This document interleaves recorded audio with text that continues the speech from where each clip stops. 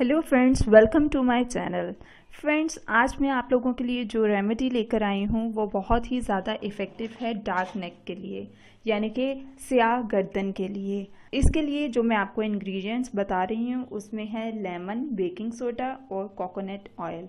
आपने एक कटोरी या बॉल लेना है, उसमें बेकिंग सोडा थोड़ा सा मिलाना है और फिर उसमें कोकोनट ऑयल मिलाना है थोड़ा सा, और एक नींबू का रस उसमें ऐड कर देना है। उसको अच्छी तरह से मिक्स करना है। फिर आपने क्या करना है, आपने सबसे पहले अपनी नेक को साफ़ करना है और टॉवल से उसको अच्छी तरह साफ़ करके फिर आपने इस मिक्सचर को अप्लाई करना है अपनी नेक पे और उसको अच्छे से मसाज करना है 5 मिनट्स तक।